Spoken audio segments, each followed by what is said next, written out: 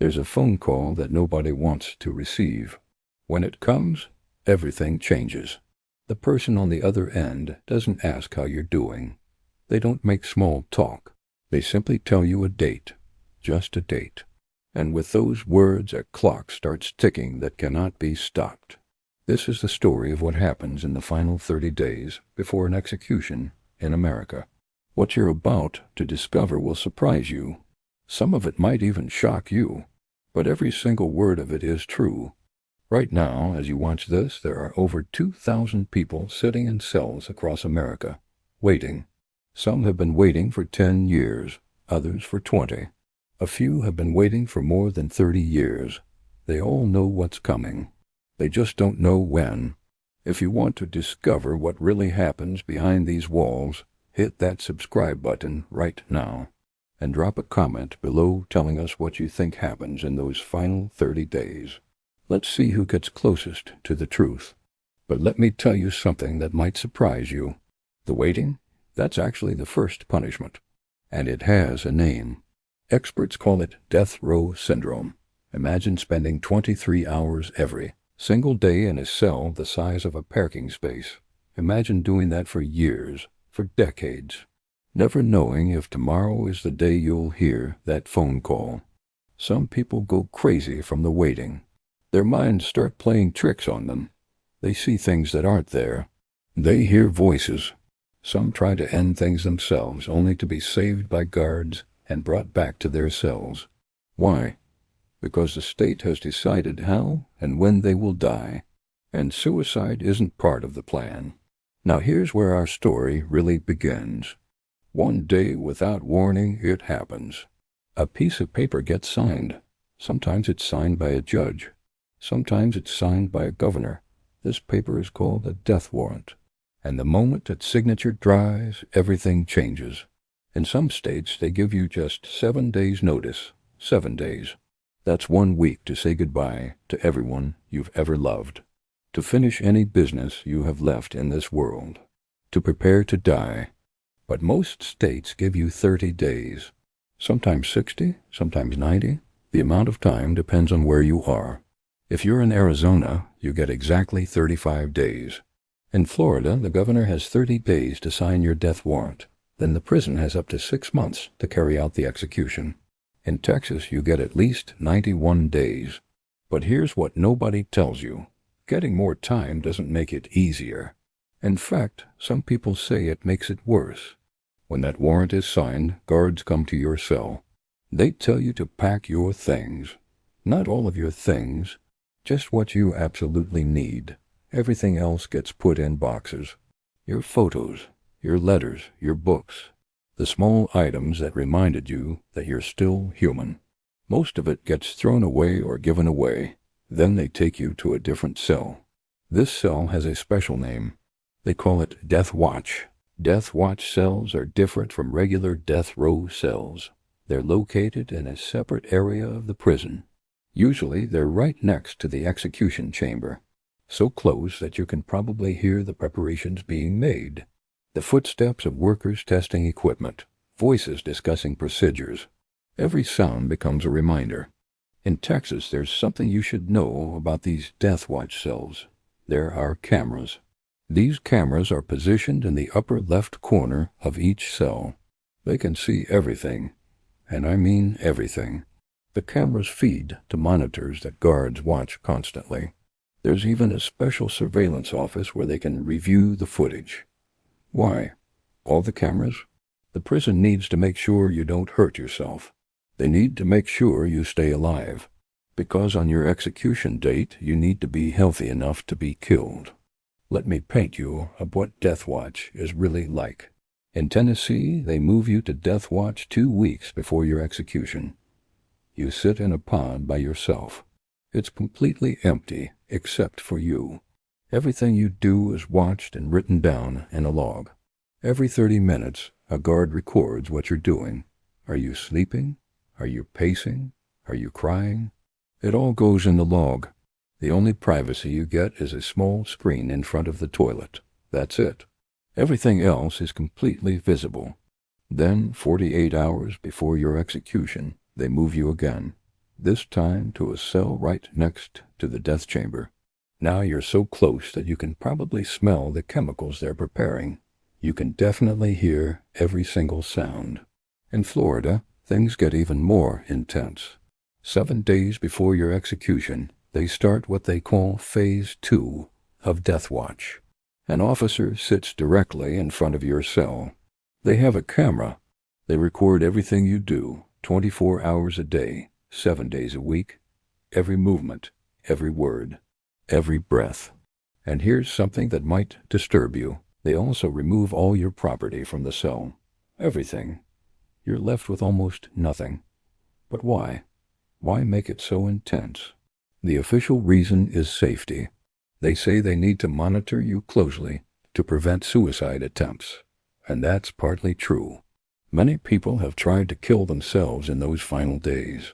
Some have succeeded, but the guards bring them back, give them medical treatment, and return them to their cells. Because remember, the execution must happen on schedule. But there's another reason for Death Watch that nobody likes to talk about. Practice. About 7 days before your execution, something strange happens. The prison staff performs what they call a drying. It's basically a practice execution. They go through all the steps they'll take on the real day. They test the equipment. They practice the timing. They make sure everyone knows their role. And you? You're in your cell, listening to them practice how they're going to kill you. Imagine that for a moment. Imagine hearing people rehearse your death, going over the details, making sure they get it right, and knowing that in exactly 7 days they'll do it for real. This is when time starts to feel different. Days feel like hours. Hours feel like minutes. Every moment becomes precious in a way you've never experienced before, because now you can count your remaining time not in years or months or even weeks. Now you count it in days, then in hours. The log that guards keep becomes more detailed as your execution date approaches. In the beginning, they write notes every 30 minutes. But in your final 36 hours, this changes. Now they record what you're doing every 15 minutes. Every 15 minutes. Sleep becomes almost impossible. How can you sleep when you know you're being watched constantly? When you know that every second brings you closer to the end? Some people stay awake for days.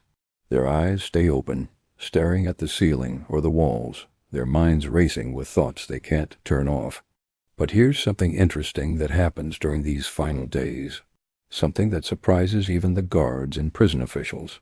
The people who are about to be executed often become the calmest people in the building. One lawyer who has represented multiple death row inmates said something shocking. The person who is about to be executed tends to show the most grace. How is this possible? How can someone facing death and days become calm while everyone around them is tense? Maybe it's acceptance. Maybe after years or decades of waiting, of fighting, of hoping for a different outcome, they finally make peace with what's coming. Or maybe it's something else entirely. Maybe they reach a place beyond fear, a place most of us will never understand. One inmate spent his final weekend doing something unexpected. He didn't rage. He didn't cry. He didn't demand to see lawyers or file more appeals. Instead, he wrote thank you notes. He wrote to his lawyers, to his spiritual advisor, to the guards who had treated him with respect over the years. He thanked them for their kindness. He told them he appreciated what they had tried to do for him. Can you imagine that? Days away from death, and he's writing thank you notes. But not everyone stays calm. For some, the reality becomes too much to bear. Their lawyers describe phone calls where inmates break down completely. They describe visits where grown men weep like children, begging for more time. Just a little more time, please. And that phone. That phone in the death watch cell becomes the center of everything. Inmates stare at it constantly. They jump every time it rings. Because that phone could bring news of a stay of execution. A last-minute order from a court saying, stop. It happens sometimes. Not often, but sometimes. So they watch that phone like it holds their entire life in its circuits, which, in a way, it does. One former death row inmate who received a stay described what those hours were like. He said every sound became amplified. A door closing down the hall sounded like thunder. Footsteps sounded like drums. His senses became so sharp that he could hear conversations happening far away, his brain straining to pick up any hint about what was happening with his appeals. Every little sound becomes like a thunderous roar, he said. During these final days you're allowed to have visitors, but the rules are strict, very strict. In most states, visits happen through glass. You talk through a phone. You can't touch your family. You can't hug your mother. You can't hold your child's hand.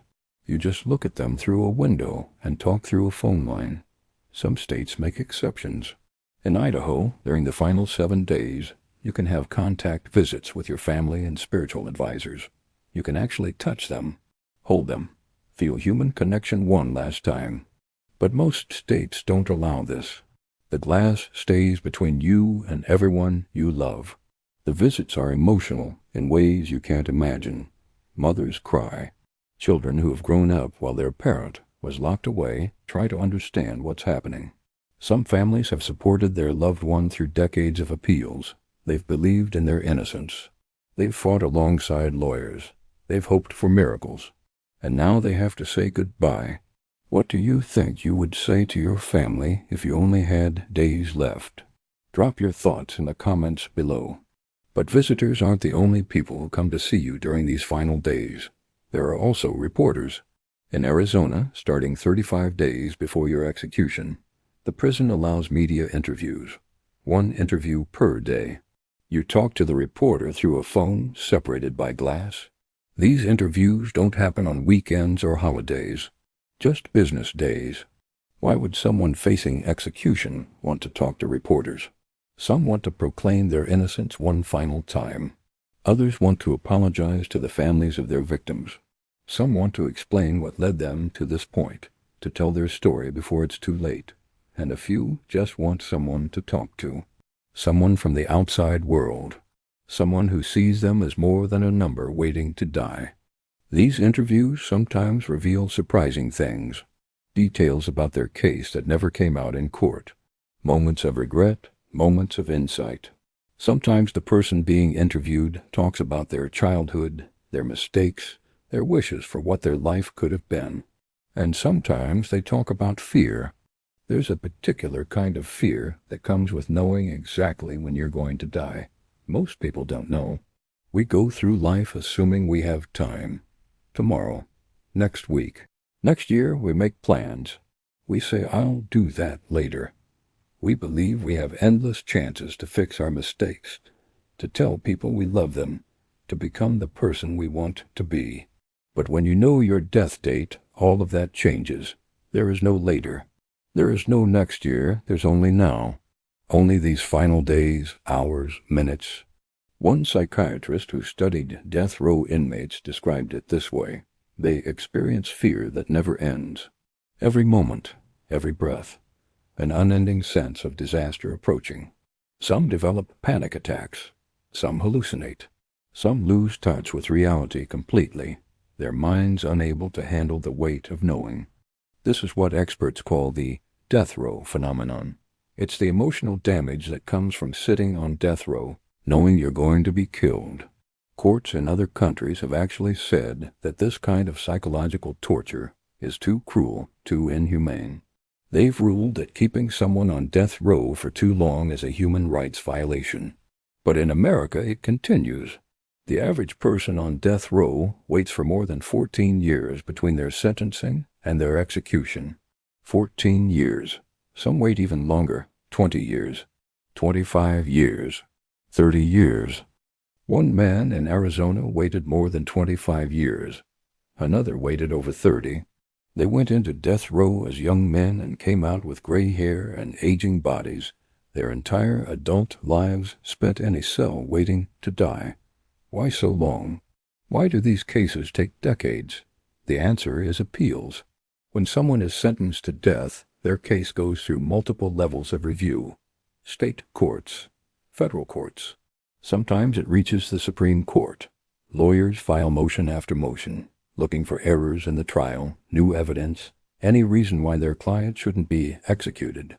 And good thing they do, because mistakes happen. Big mistakes. Since 1973, more than 200 people have been released from death row after being proven innocent. 200 people. That means for every 8 people executed in America, 1 person on death row has been found innocent and released. Think about that. 1 in 8. These aren't people who got lucky. These are people who were genuinely innocent.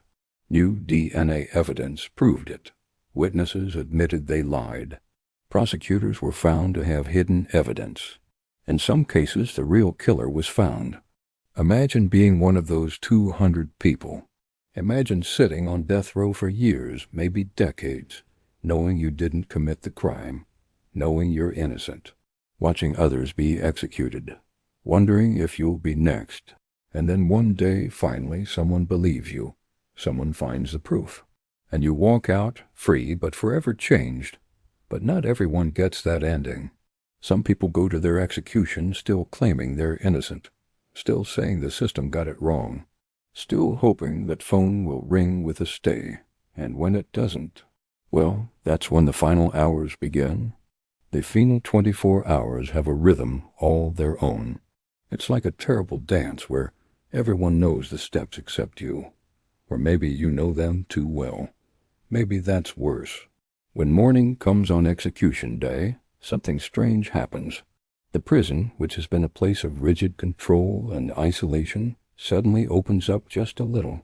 You're allowed to have visitors from your approved list, people who have stood by you, family members who haven't given up, friends who remember who you were before all of this. These aren't normal visits. Everyone in that room knows what's coming. The clock on the wall seems to tick louder than it should. Conversations feel both rushed and endless. You want to say everything, but what do you say? How do you sum up a life, sum up love, sum up regret in a few hours? Some people spend these hours crying. Others try to stay strong, to give their family something good to remember. Some tell jokes, trying to make their loved ones smile one last time. Others sit in silence, just holding hands through the glass if that's allowed, or staring into each other's eyes if it's not. And then the visits end. They have to end, because there's a schedule to keep. Now we need to talk about something you've probably heard of, something that's become almost famous in American culture: the last meal. For decades, maybe even centuries, prisons have had a tradition. Before someone is executed, they can request a special meal, almost anything they want. It's a small gesture of humanity in an inhumane situation. One final moment of choice. One final pleasure before the end. The requests that people make tell stories all by themselves. Some ask for fancy steaks and lobster. Others want comfort food from their childhood. Fried chicken, pizza, ice cream. One man asked for a single olive with the pit still in it. Another asked for dirt. Yes, dirt. He said he wanted to be connected to the earth one last time. Some people request massive feasts, multiple steaks, burgers, fajitas, pasta, desserts, enough food for 5 people. Maybe they're trying to delay the inevitable. Maybe they're trying to feel full one last time, to experience that simple satisfaction. Or maybe they just want to feel like they have some control, some choice, even if it's just about what they eat. But here's where the story takes a turn. Not all states still allow this tradition. In Texas, something happened in 2011 that changed everything. A man named Lawrence Russell Brewer was scheduled to be executed. He had been convicted of a horrific crime, and his execution date had arrived.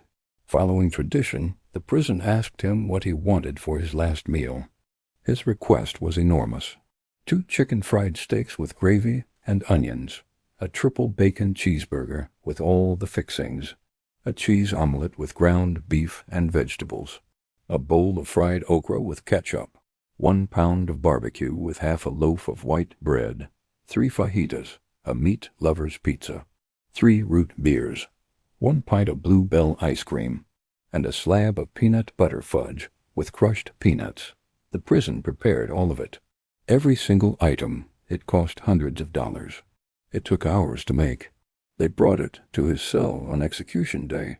And Lawrence Brewer didn't eat a single bite, not one. He looked at the food and refused it all. When the prison officials found out, they were furious. So was a Texas state senator. Within days, Texas permanently ended the last meal tradition. Now, if you're executed in Texas, you get whatever is being served in the prison cafeteria that day. That's it. No special requests. No final choice. Other states put strict limits on last meals after that. Florida said the meal must cost less than $40 and has to be purchased locally. Oklahoma put a $25 limit. The tradition that had existed for generations was suddenly restricted or gone. But in states that still allow it, the last meal usually comes a day or two before the execution. Not hours before. They use a different name now, too. They call it a special meal. The words last meal felt too final, too grim. So they changed the language, even though everyone knows what it really means. After the meal, or on execution day itself, you're given clean clothes. If you're a man, they give you a fresh pair of pants and a shirt. If you're a woman, they give you a dress. You're allowed to shower, to wash your hair, to be clean. Why? Because in a few hours, witnesses will see you. Media will write about you. Your family will see you through glass. The state wants you to look presentable, dignified, even, as if dignity is possible in what's about to happen. Then comes something you probably don't know about. Something technical but crucial. Medical staff come to your cell. They attach electrodes to your chest. That's a heart monitor, an EKG machine. This device will tell them the exact moment your heart stops beating, the exact moment you die. Think about that. You're alive, sitting in your cell, and someone is attaching equipment to your body that will measure your death. You can probably feel the sticky pads on your skin, see the wires running from your body, hear the beeping that confirms your heart is still beating. For now, the warden visits you during these final hours. So does the prison chaplain. The chaplain will stay with you until the end. They'll walk beside you into the execution chamber. They'll be one of the last faces you see. Some people find comfort in this. They pray together. They talk about forgiveness, about peace, about what comes next. Others don't want spiritual guidance. They've made their peace already, or they've decided there's no peace to be made. Around this time, your spiritual advisor might arrive. In Texas, you had 30 days to officially request that a spiritual advisor be present in the execution chamber with you. This person has to pass background checks. They have to go through special training. They have to understand exactly what they're about to witness. If approved, this person will stand near you during your execution. They'll be allowed to touch your leg or hold your hand in some states. One final human connection as you die. But let me tell you something that happens behind the scenes while all this is going on. Something the public rarely hears about.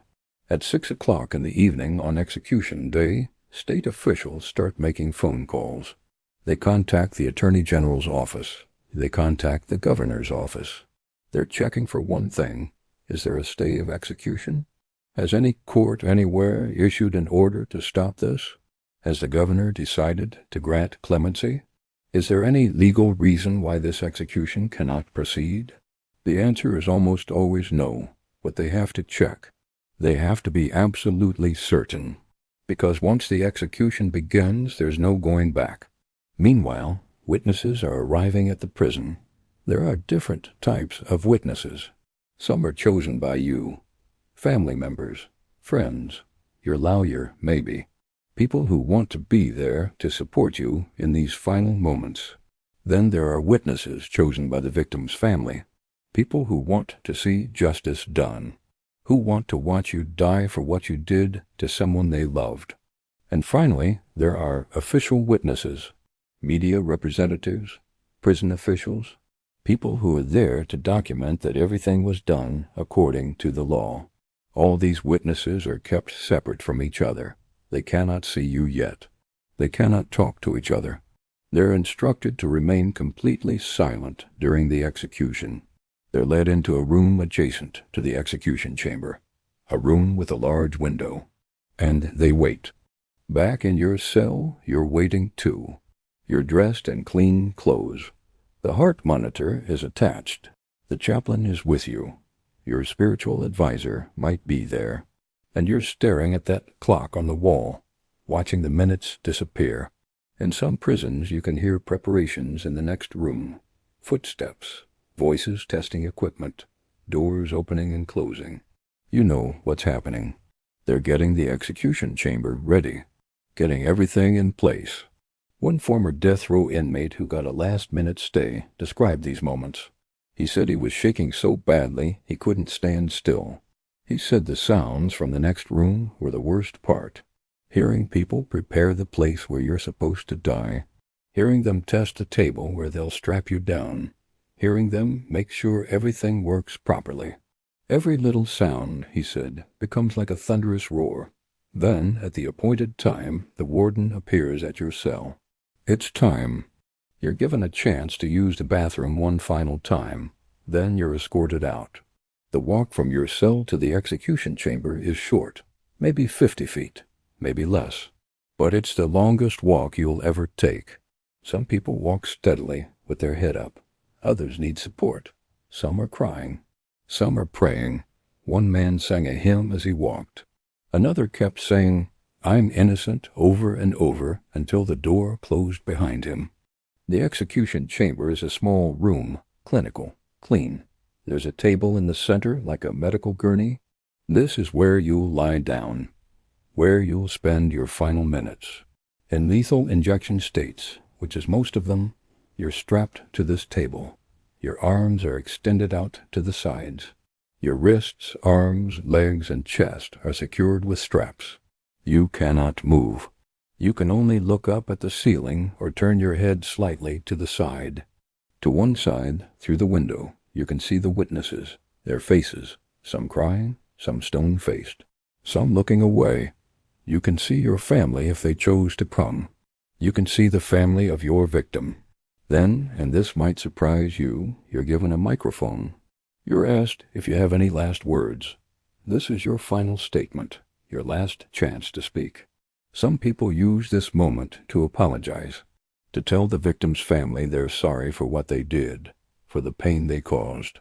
These apologies can be heartbreaking, genuine, full of remorse. Others proclaim their innocence one final time. They look directly at the witnesses and say, "I did not do this. I am innocent."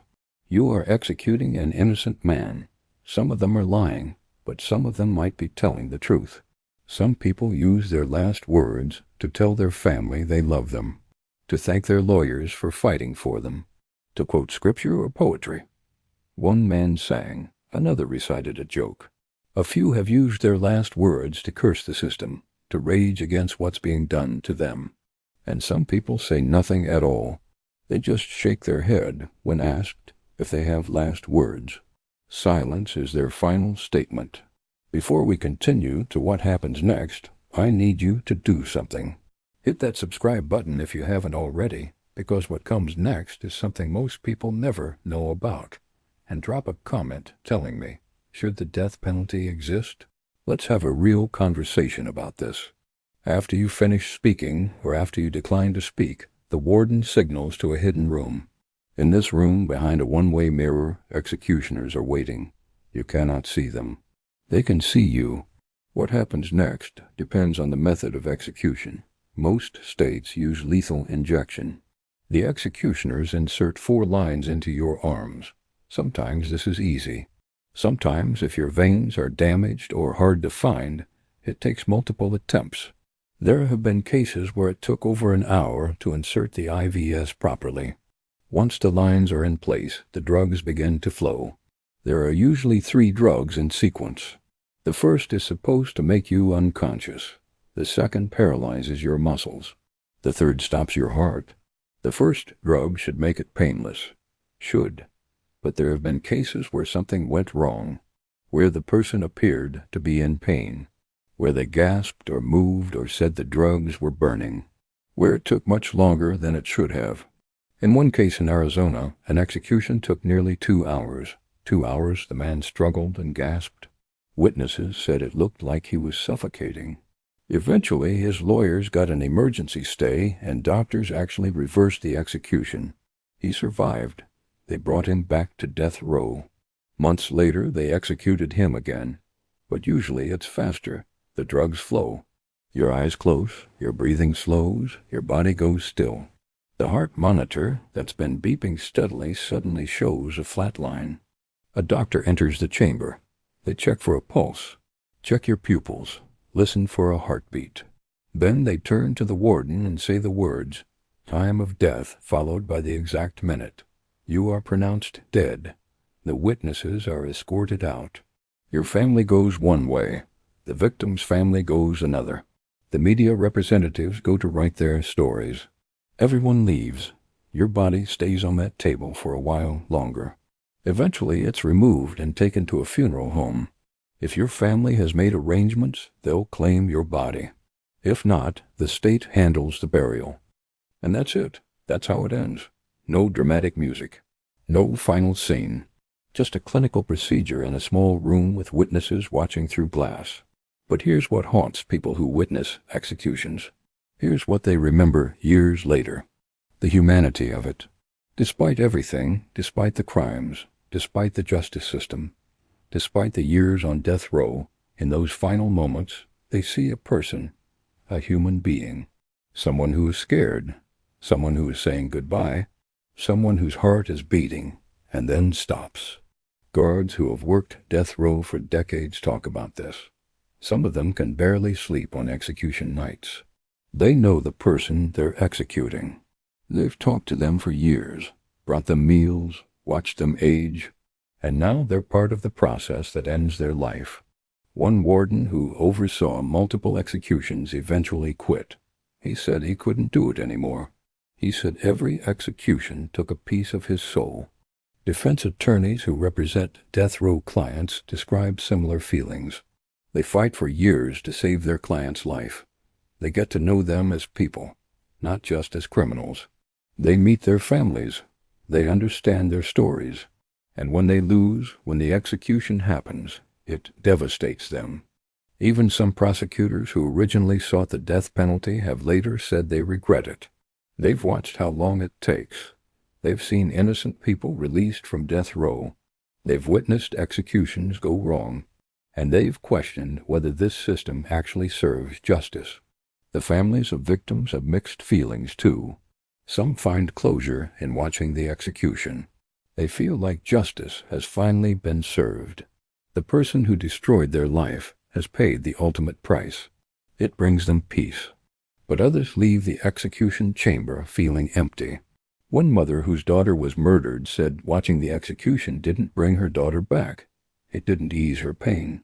It just added another death to the tragedy. 2 families destroyed instead of 1. Let's talk about numbers for a moment. Real numbers that should make you think. Right now, there are 2,024 people on death row in America.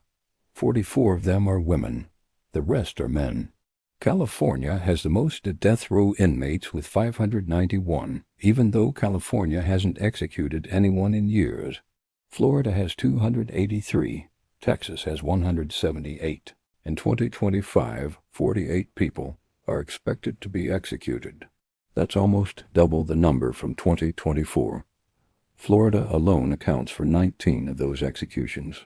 That's 40% of all executions in America happening in just one state. But here's a more troubling number. 41% of people on death row are black. Yet black Americans make up only about 13% of the U.S. population. This disparity has led to serious questions about racial bias in the death penalty system. And remember those exonerations I mentioned earlier? More than 200 people since 1973. That's 200 people who were sentenced to death, who sat on death row, who went through years or decades of appeals, only to be proven innocent. Some of them came within days or even hours of execution before evidence cleared them. For every 8 people executed in America, 1 person on death row has been exonerated.